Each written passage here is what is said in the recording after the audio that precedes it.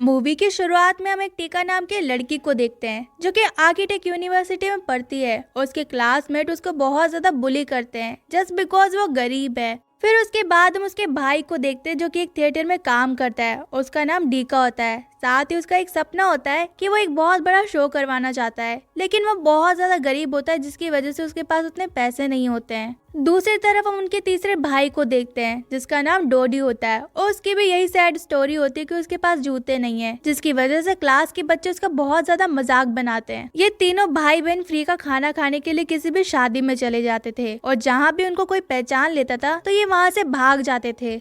अब एक दिन उनके फादर की डेथ हो जाती है और वो सारे परिवार वाले बहुत ज्यादा रोते हैं और उनका फ्यूनरल करते हैं। उन्हें नहीं समझ आ रहा था कि उन्हें क्या करना चाहिए। फिर टीका और डीका डिसाइड करते हैं कि अब वो अपनी पढ़ाई छोड़कर घर की रिस्पॉन्सिबिलिटी संभालेंगे, लेकिन उनकी माँ उनको मना कर देती है और वो कहती है कि तुम्हारे फादर का सपना था कि तुम पढ़ लिख कर कुछ बनो और अपनी जिंदगी में आगे बढ़ो। अगले दिन उनके घर पर एक एडवोकेट आता है और उन्हें एक वीडियो दिखाता है जिसमें उनके फादर होते हैं और उनके फादर उन्हें बोल रहे होते हैं कि मैं तुम सबसे बहुत ज्यादा प्यार करता हूँ, पर मैं 21 साल से तुम्हें इतनी सिंपल जिंदगी इसलिए दिखा रहा था ताकि तुम इंडिपेंडेंट बनो। और वो बताता है कि अब मैं चाहता हूँ कि अगर मैं इस दुनिया में ना रहूँ तो तुम मेरे पैसों से वो रिच जिंदगी जियो जो हर अमीर इंसान जीता है। साथ ही वो कहता है कि अब तुम चाहो तो बैंक में जाकर 500 मिलियन रुपए निकाल सकते हो। पहले तो उन सबको मजाक लगता है, लेकिन फिर भी वो अपनी तसल्ली के लिए बैंक जाते हैं। जब ये बैंक जाते हैं तो सच में उन्हें 500 मिलियन पैसे मिलते हैं। साथ ही अभी भी उनके पास अकाउंट में और भी पैसे थे। अब ये तो इतने खुश हो गए थे क्योंकि इनकी तो लॉटरी लग गई थी, जो कि हमारी तो कभी लगने वाली नहीं है। वो सबसे पहले वीआईपी होटल जाते हैं और वीआईपी कमरे बुक कराते हैं, लेकिन वीआईपी कमरे सिर्फ 5 लोगों के लिए ही बुक हो सकता था,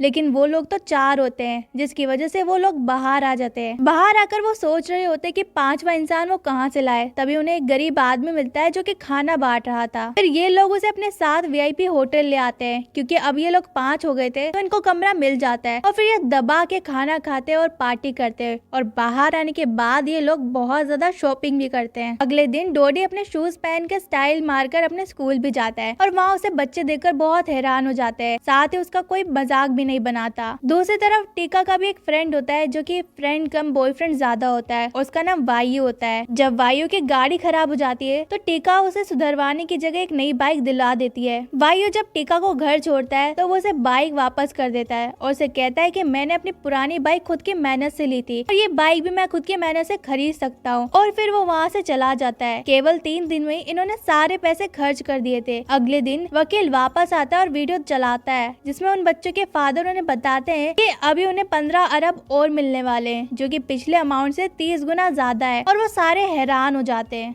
जब उन्हें अमाउंट मिलता है तो फिर से खर्चा करने लगते हैं और वो सबसे पहले एक बहुत बड़ा बंगला खरीदते हैं और एक फर्नीचर की दुकान में जाते हैं और वहाँ भी बहुत ज्यादा खर्चा करने लगते हैं। साथ ही वो वहाँ के सिक्योरिटी गार्ड को भी खरीद लेते हैं और उसके बाद वो बहुत बड़े कार के शोरूम में जाते हैं और वहाँ जाके 3 बड़ी बड़ी गाड़ी खरीदते हैं, जबकि उनमें से किसी को गाड़ी चलानी आती भी नहीं थी। अब धीरे धीरे दिन बीतते जा रहे थे और वो खर्चे पे खर्चा करे जा रहे थे। साथ ही अब वो पहले जैसे साथ भी नहीं रहते थे और धीरे धीरे एक दूसरे से दूर होते जा रहे थे। वो पहले जैसे साथ में खाना भी नहीं खाते थे और इन सब से डोडी को बहुत ज्यादा बुरा लग रहा होता है। साथ ही टीका को जो लड़कियां बुली किया करती थी अब उसके सच्चे दोस्त होने का नाटक करती है और इसी बीच टीका जो है अपने पुराने दोस्तों से दूर होती जा रही थी जो कि हमेशा उसके साथ रहते थे। और उन्होंने एनुअल फिजिक्स कंपटीशन में पार्टिसिपेट करने का भी डिसाइड किया था, लेकिन टीका जब उनसे दूर हो जा रही थी तो वो अपना सपना छोड़ देती है। दूसरी तरफ हम डीका को देखते हैं जो कि अपने सपने को अब पूरा करने जा रहा था और वो एक बहुत बड़ा शो करने वाला था।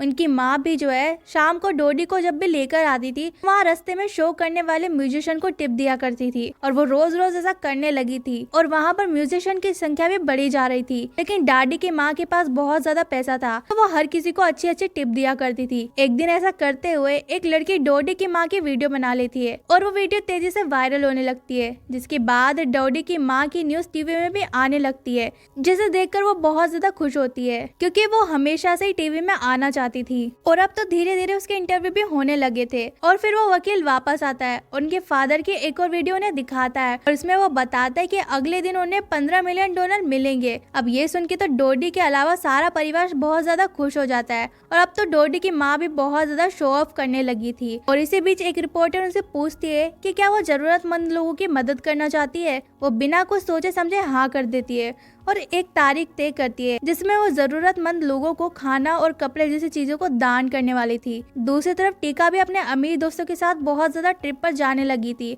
और उनके साथ बहुत ज्यादा टाइम स्पेंड करने लगी थी। साथ ही वो उनके साथ बहुत ज्यादा पार्टी भी किया करती थी और वो लोग जो उसे पिलाते थे वो उसे पी लेती थी। अब एक दिन उसके अमीर फ्रेंड्स उसको एक गोली खिलाते हैं जिसे वो मुंह में तो रख लेती है लेकिन वॉशरूम में जाने के बाद थूक देती है। टीका को भी ये रियलाइज हो गया था कि वो बहुत गलत लोगों के बीच में है और वो बहुत ज्यादा अलग बनती जा रही है, इसलिए वो अपने पुराने दोस्तों को कॉल करती है, उनसे माफी मांगती है। साथ ही वो जिस कंपटीशन में पार्टिसिपेट लेने वाले थे उनके लिए भी उसे मनाती है। दूसरी तरफ हम डूडा को देखते हैं जिसके सर पर अब बहुत बड़ी मुसीबत आ गई थी क्योंकि शो के एक दिन पहले ही सारे एक्टर्स हड़ताल पर बैठ गए थे क्योंकि वो शो करने से पहले अपनी फीस मांग रहे थे, वो भी बहुत ज्यादा अमाउंट में। अब तो वकील वापस आता है और एक वीडियो उन्हें दिखाता है जिसमें उनके फादर उन्हें बताते हैं कि उनकी सारी संपत्ति अब खत्म हो गई है और ये सुन के तो सारा परिवार सदमे में आ जाता है।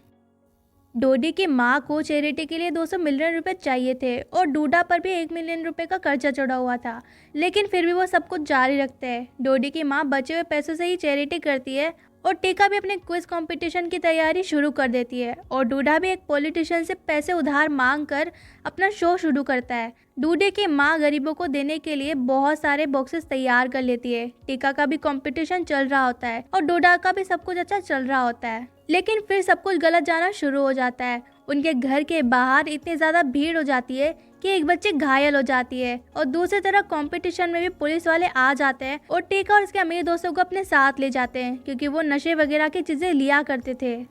डूडा का भी शो खराब जाने लगता है क्योंकि उसने जिस पॉलिटिशियन से पैसे उधार लिए थे वो पॉलिटिशियन स्टेज पर आ जाता है और प्रचार करने लगता है जिसकी वजह से ऑडियंस गुस्सा हो जाती है। अब सबका दिन बहुत ज्यादा खराब गया था, सिर्फ टीका के यूरिन टेस्ट नेगेटिव आने की वजह से उसे छोड़ दिया जाता है। अब इतने समय के बाद सारा परिवार आखिरकार खाना खाने के लिए इकट्ठा होता है, लेकिन पूरा दिन खराब जाने की वजह से सबका मूड बहुत ज्यादा खराब होता है और इसी बीच वकील फिर से आता है, लेकिन इस बार वो उनके फादर के छोटे भाई को अपने साथ लेकर आता है और वो बताता है कि उनकी संपत्ति में से उनके फादर के छोटे भाई का भी हिस्सा था, लेकिन सारे परिवार ने तो सारा पैसा खर्च कर दिया होता है, इसीलिए उनको अपना घर और कार वगैरह सब कुछ उनको सौंपना था। लेकिन उन्हें एक बात समझ आ जाती है कि कम पैसों में भी खुश रहा जा सकता है और फिर वो अपने पुराने घर में वापस चले जाते हैं और वहीं से फिर से अपनी पुरानी जिंदगी चालू करते हैं।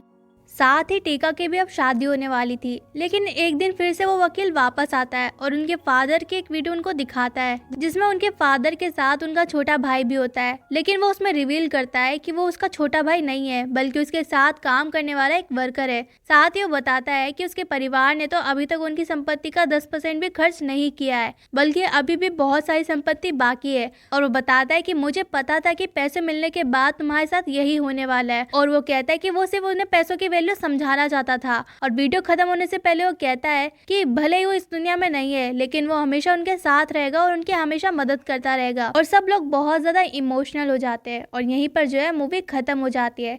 तो गाइज, अगर आपको वीडियो पसंद आई है तो वीडियो को लाइक करना और चैनल को सब्सक्राइब करना बिल्कुल मत भूलना। मैं आगे भी ऐसी वीडियो लाती रहूंगी। Bye bye.